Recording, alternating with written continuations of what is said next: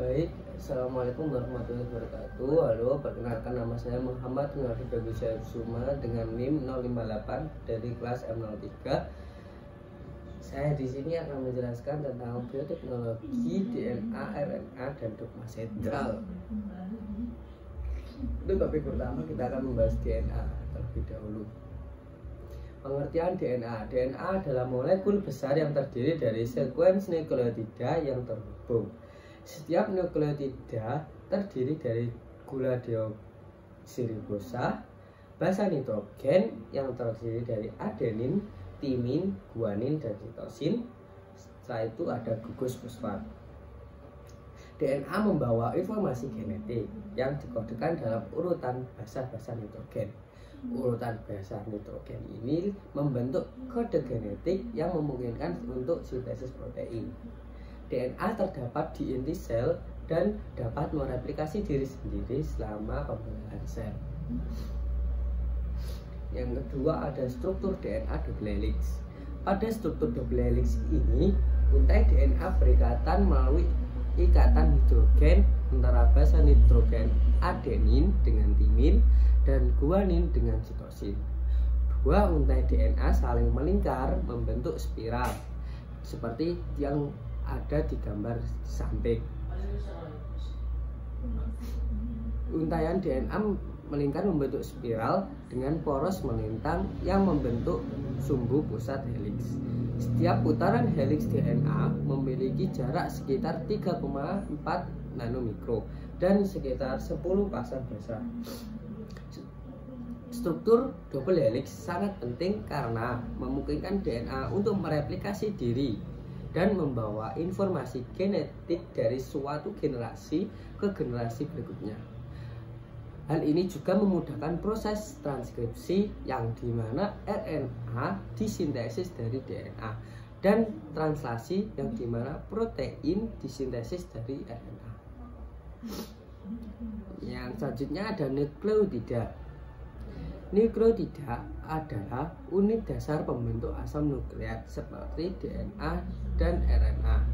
Setiap nukleotida terdiri dari 3 komponen dasar, yaitu gula pentosa atau deoksiribosa pada DNA atau ribosa pada RNA. Setelah itu sebuah gugus fosfat dan sebuah basa nitrogen. Gula pentosa pada DNA adalah deoksiribosa, sedangkan pada RNA adalah ribosa. Gugus fosfat terdiri dari atom fosforus dan 4 atom oksigen dan terikat pada gula pentosa. Sedangkan basa nitrogen adalah molekul organik berbentuk cincin dengan nitrogen di dalamnya. Berikut adalah gambar struktur nukleotida. Selanjutnya ada nukleosida. Nukleosida adalah senyawa organik yang terdiri dari basa nitrogen dan gula pentosa yang terkait bersama dengan ikatan glikosidik. Nukleosida ditemukan dalam banyak biologi seluler sebagai monomer yang membentuk unit pembangunan DNA dan RNA. Nukleosida dapat dihasilkan secara sintesis atau dapat diekstrak dari bahan alami seperti hati ikan atau tanaman. Beberapa contoh nukleosida yang umum dikenal adalah adenosina, guanosina, sitidina, timidina, dan uridina.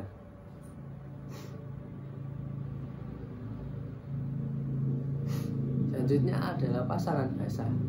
Aturan pasangan basa DNA adalah bahwa adenin selalu berpasangan dengan timin dan guanin selalu berpasangan dengan sitosin. Itu pada DNA. Aturan ini dikenal sebagai aturan basa pasangan Watson-Crick, dinamai dari penemu struktur double helix DNA, yaitu James Watson dan Francis Crick. Ketika DNA mereplikasi diri, untai ganda DNA terbuka dan tiap untai berfungsi sebagai cetakan untuk sintesis untai baru. Pada saat ini, nukleotida yang sesuai dengan pasangan basa pada cetakan akan dimasukkan proses ini. Aturan pasangan basa DNA memungkinkan sintesis untai baru yang akurat dan konsisten dengan cetakan awal, sehingga menjaga stabilitas dan keakuratan informasi genetik yang disimpan dalam molekul DNA. Berikut adalah struktur pasangan guanin sitosin dan adenin timin. Selanjutnya ada ikatan fosfodiester. Ikatan fosfodiester adalah ikatan kovalen yang terbentuk antara gugus fosfat dan gula pentosa pada nukleotida yang sering berdekatan dalam suatu rantai polinukleotida seperti pada DNA dan RNA. Ikatan ini terbentuk melalui reaksi antara gugus hidroksil pada gula pentosa dengan gugus fosfat yang terikat pada gula pentosa nukleotida berikutnya, sehingga membentuk ikatan fosfodiester dan melepaskan satu molekul air. Ikatan fosfodiester ini memungkinkan rantai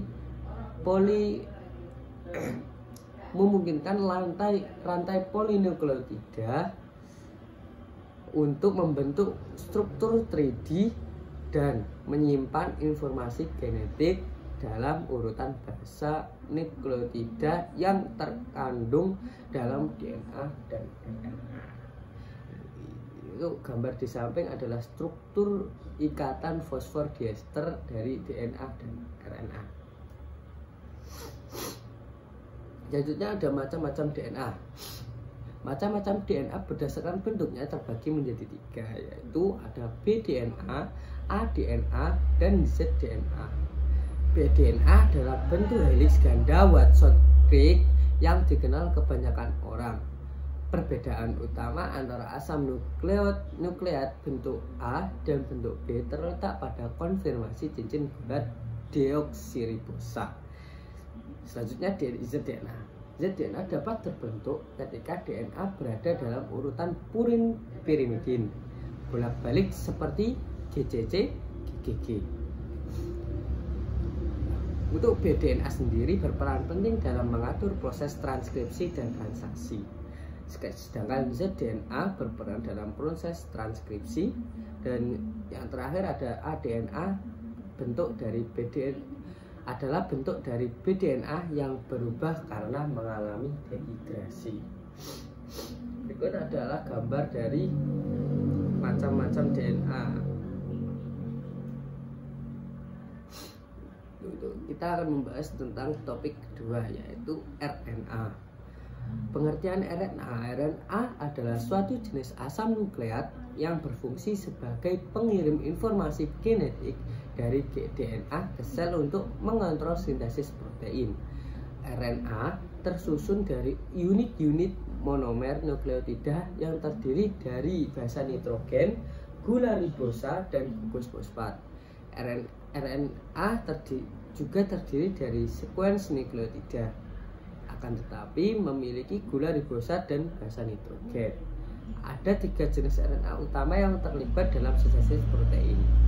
RNA yang pertama ada RNA messenger atau mRNA, yang kedua ada RNA transfer yang disebut tRNA, dan yang terakhir ada RNA ribosomal atau disebut rRNA.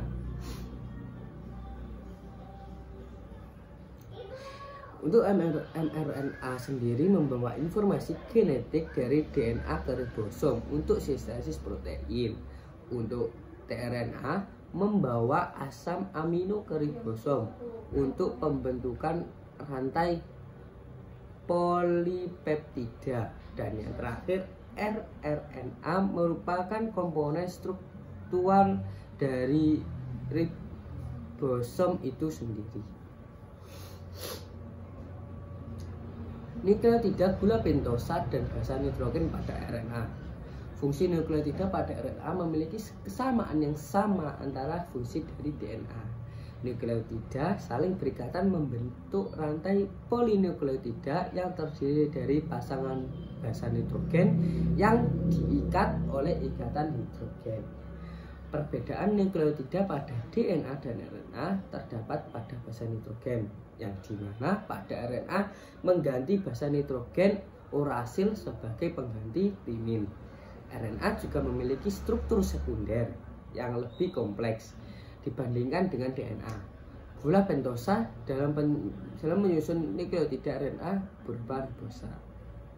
Berikut adalah gambar ribosa dan RNA, struktur RNA.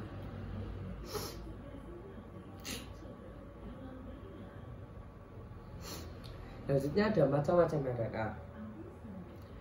Yang pertama ada mRNA, messenger RNA. Seperti yang saya jelaskan tadi, RNA ini membawa informasi genetik dari DNA ke ribosom, tempat sintesis protein terjadi. mRNA terbentuk melalui proses transkripsi dari gen pada DNA dan memiliki urutan basa nitrogen yang sesuai dengan urutan asam amino pada rantai polipeptida yang akan disintesis. Yang kedua ada tRNA atau transfer RNA.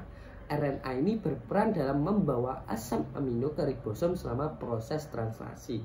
tRNA ini memiliki struktur yang unik, yaitu memiliki daerah yang berikatan dengan asam amino dan daerah yang berikatan dengan mRNA melalui pasangan basa nitrogen, sehingga dapat memastikan asam amino yang tepat dipasangkan dengan kode mRNA yang tepat. Untuk yang ketiga macam-macam RNA yaitu rRNA atau ribosomal RNA. RNA ini merupakan komponen struktural utama dari ribosom. Kenapa sih menjadi komponen struktural utama? Yaitu merupakan kompleks protein RNA, tempat di mana sintesis protein itu terjadi. rRNA membentuk struktur 3 dimensi ribosom dan juga berperan dalam katalisis reaksi pembentukan ikatan peptida antara asam amino yang dibawa oleh RNA. Oke. Selanjutnya, apa sih perbedaan antara DNA dan RNA? Setelah dijelaskan perbedaan DNA dan RNA, yaitu yang pertama, DNA memiliki struktur ganda helix, sedangkan RNA memiliki struktur helix tunggal. Ini yang kedua, molekul DNA terdiri dari 2 rantai yang saling berhubungan oleh ikatan hidrogen. Akan tetapi RNA, molekul RNA terdiri dari 1 rantai. Yang ketiga, DNA terdiri dari 4 basa nukleotida, adenin, guanin, sitosin, dan timin. Sedangkan RNA, timinnya diganti menjadi urasil. Yang keempat, DNA adalah molekul penyimpan informasi genetik. Untuk RNA sendiri, RNA bertindak sebagai pembawa informasi genetik dan yang berperan dalam sintesis protein. Untuk yang kelima, DNA ditemukan di inti sel dan sel eukariotik dan dalam sitoplasma dalam sel prokariotik. Pada RNA dapat ditemukan pada seluruh sel. Untuk yang keenam, DNA relatif stabil dan tidak mudah diubah. Pada RNA kurang stabil dan cenderung terdegradasi lebih cepat. Untuk yang ketujuh, molekul DNA biasanya lebih panjang daripada RNA, yang berarti RNA lebih pendek daripada DNA. Untuk yang ketujuh, untuk yang ke-8, DNA biasanya tersedia dalam jumlah yang lebih banyak. DNA biasanya tersedia dalam jumlah yang lebih banyak. Jadi jumlah RNA lebih sedikit. Untuk pada RNA, ukuran molekul RNA lebih pendek. RNA berperan sebagai molekul pembawa informasi genetik. Oke, selanjutnya topik 3, kita akan membawa dogma sentral. Pengertian dari dogma sentral. Dogma sentral sendiri adalah sebuah konsep dasar dalam biologi molekuler yang menjelaskan bahwa informasi genetik di dalam sel disimpan dalam bentuk DNA, kemudian ditranskripsi menjadi RNA, dan akhirnya diterjemahkan menjadi protein. Konsep ini pertama kali diusulkan oleh Francis Crick pada tahun 1958. Dogma sentral ini menjadi sangat penting dalam memahami dasar-dasar biologi molekuler serta dalam pengembangan berbagai teknologi terkait genetika dan rekayasa genetika. Meskipun demikian, konsep dogma sentral juga telah dikritik dan diubah sedikit karena penemuan baru seperti adanya RNA yang dapat berfungsi sebagai enzim, yaitu enzim ribosim, dan RNA yang dapat berfungsi sebagai penyimpan informasi genetik pada virus tertentu. Oke, selanjutnya replikasi DNA. Saya akan menjelaskan replikasi DNA. Apa sih replikasi DNA itu? Replikasi DNA adalah proses pembuatan salinan identik dari molekul DNA yang telah ada. Proses ini terjadi selama tahap pembelahan sel dan merupakan kunci dalam menjaga kestabilan dan kesinambungan materi genetik dalam sel dan keturunannya. Proses replikasi DNA sangat penting dalam menjaga kestabilan materi genetik dalam sel dan memastikan bahwa setiap sel anak menerima salinan identik dari DNA orang tuanya selama pembelahan sel. Kesalahan dalam proses replikasi DNA dapat menyebabkan mutasi genetik yang dapat memiliki konsekuensi yang signifikan dalam kesehatan dan fungsi organisme. Yang selanjutnya adalah transkripsi. Transkripsi DNA adalah suatu proses pembuatan salinan RNA dari sekuens DNA tertentu dalam sel. Proses ini terjadi pada inti sel eukariotik atau sitoplasma pada sel prokariotik. Transkripsi merupakan tahap penting dalam ekspresi genetik yang dimana informasi genetik dalam DNA diubah menjadi RNA untuk digunakan dalam sintesis protein atau tugas lainnya dalam sel. Proses transkripsi DNA ini sangat penting dalam menjaga kestabilan dan kesinambungan materi genetik dalam sel dan keturunannya. Kesalahan dalam proses transkripsi dapat menyebabkan mutasi genetik yang dapat mempengaruhi ekspresi gen dan fungsi protein yang telah dihasilkan. Selanjutnya, transkripsi terdiri dari 3 tahap, yaitu inisiasi, elongasi, dan terminasi. Pertama, inisiasi. Inisiasi merupakan proses dimulai ketika enzim RNA polimerase terikat ke daerah promotor pada DNA. Promotor adalah sekuens DNA yang khusus yang menentukan di mana transkripsi dimulai pada DNA. Setelah RNA polimerase terikat pada promotor, heliks DNA terbuka untuk membentuk lubang transkripsi. Oke, yang kedua, elongasi. Pada tahap ini, RNA polimerase membaca untai DNA dan menambahkan nukleotida baru ke untai RNA yang tumbuh.